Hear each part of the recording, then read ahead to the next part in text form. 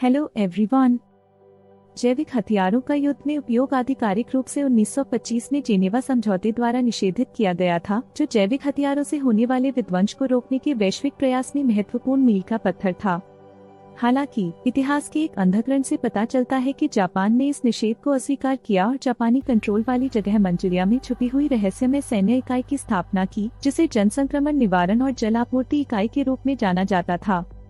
यह छुपी हुई इकाई जीवाणुशास्त्र और रासायनिक युद्ध के डरावने प्रयोगों का केंद्र बन गई और इसमें मानवों पर बायोलॉजिक एजेंट्स का परीक्षण होने लगा।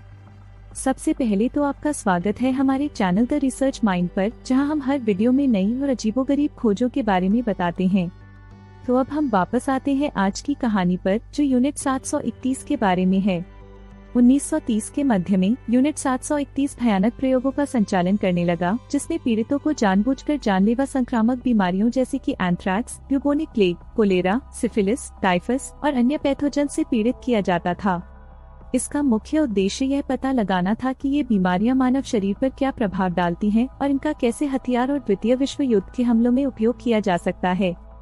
अमानवीय प्रयोगों के साथ ही इकाई 731 ने जीवित लोगों पर प्रयोग किए, जिसमें बिना एनेस्थेसिया का उपयोग किए डिसेक्शन और विविसेक्शन किए गए, क्योंकि प्रयोगकर्ताओं का मानना था कि एनेस्थेसिया परिणाम को विकृत कर देगा।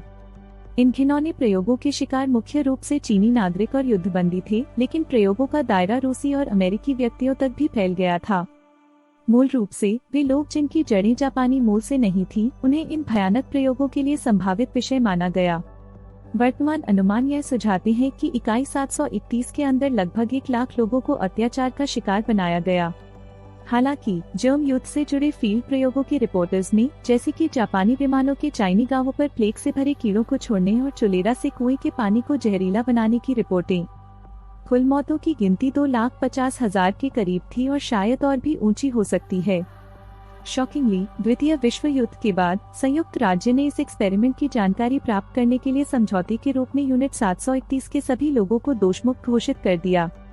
और भी आश्चर्यजनक बात यह थी कि 1980 के दशक तक जापान सरकार इन भयंकर घटनाओं की मौजूदगी को स्वीकार करने से इनकार करती रही, जिसके परिणाम स्वरूप जैविक युद्ध और इस तरह के शोध के नैतिक विचारों पर एक लंबे समय तक पर्दा पड़ा रहा।